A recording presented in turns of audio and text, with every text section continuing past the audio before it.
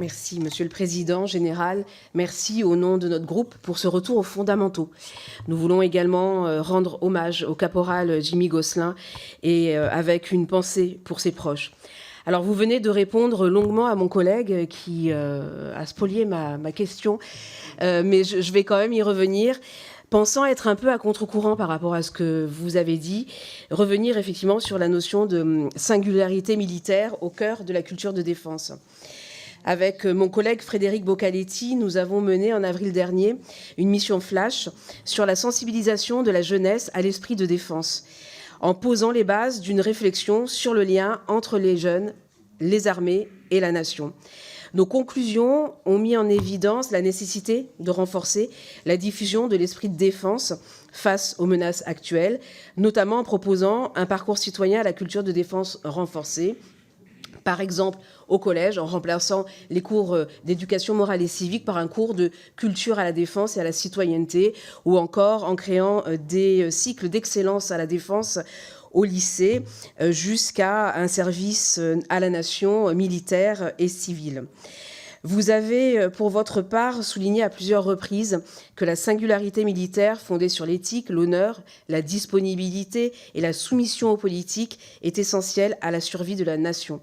Nous avons pu voir, par exemple, en Suède, comment la population, dont les jeunes en particulier, sont recensés, préparés à faire fonctionner le pays face à tout type de menaces hybrides et bien sûr à être mobilisés dans la discipline.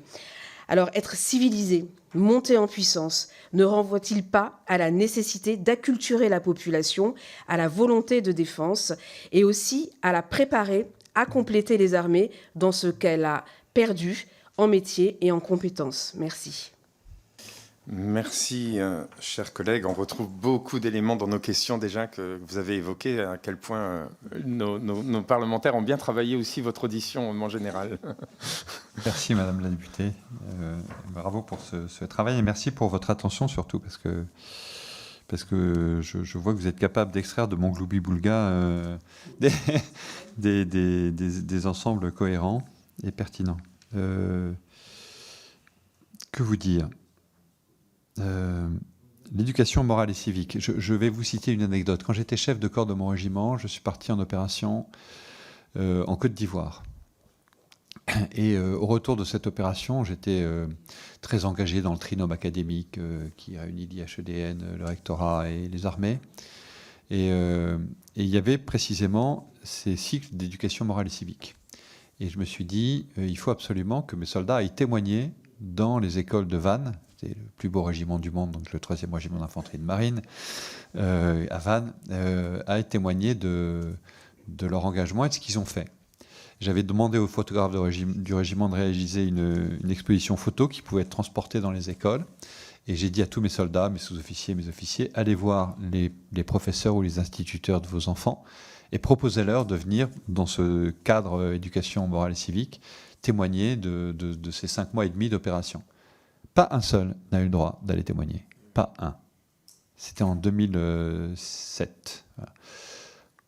Je vous avoue que j'étais stupéfait, quoi. Voilà. J'étais persuadé que les enseignants allaient dire, mais bien sûr, de voir ces jeunes gens qui avaient entre 25 et 35 ans et qui venaient leur dire, mais moi je suis prêt, on va vous dire ce qu'on a fait, c'était passionnant, etc. Pas un. Voilà.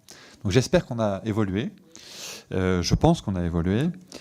Et qu'aujourd'hui, on se repose la question de l'éducation à la défense. Au passage quand même, et je reviens sur la singularité militaire, la défense, c'est pas les armées. La défense est globale. La défense, c'est le SGDSN. Et d'ailleurs, le président de la République a souhaité que je pense ne pas y être pour rien, on reprenne le titre de ministère des Armées, qui était devenu ministère de la Défense. Et d'ailleurs, les journalistes font encore souvent la confusion et parlent de ministre de la Défense alors qu'il s'agit du ministre des Armées, pour bien réaffirmer que la seule priorité de ce ministère, c'était le fonctionnement des armées, leur équipement, la préservation de leur capacité militaire. Voilà. Au passage, sur ce magnifique ministère des Armées, boulevard Saint-Germain, c'est bien ce qui est marqué sur le fronton de la porte, qui va disparaître, parce que ça va devenir un hôtel de luxe, mais c'était ministère des Armées. Et comme les mots ont un sens, il ne vous a pas échappé que le secrétaire d'État, le secrétaire à la Défense américain, est devenu secrétaire à la guerre. plus aux armées, à la guerre. Voilà. Donc je pense qu'il faut, bien sûr, et ça a été posé par monsieur le député tout à l'heure comme question, et vous y revenez, il faut qu'on soit très attaché à la participation de toute la société à une forme de réarmement civique, moral, appelons-le comme on veut, à l'idée que notre société va de plus en plus affronter des crises et donc il faut que nous soyons capables de nous organiser pour y faire face et que ça ne peut pas être l'État qui va tout faire, mais que chacun de nous doit se sentir responsable et s'engager. Voilà. J'aime bien cette citation de Saint-Exupéry qui dit « Être homme, c'est précisément être responsable ». Eh bien, je pense qu'être citoyen, c'est précisément être responsable. Donc, on a un vrai devoir et qu'il y a des choses à faire. Alors ensuite, comme vous le dites, un service militaire et civil, quelle que soit sa forme, le président a posé la question. Nous nous la posons tous. Et nous nous la posons d'autant plus aujourd'hui. Je ne suis plus en activité et je ne suis pas chef d'état-major des armées, mais comme je le disais tout à l'heure au président, Monsieur Beaune m'a demandé de rejoindre le comité d'orientation du commissariat à la stratégie au plan. Le premier sujet qu'on a étudié, c'est le sujet de la dénatalité et des problèmes démographiques en France, qui est un sujet absolument majeur, qui est un sujet majeur pour toute l'Europe d'ailleurs. Voilà.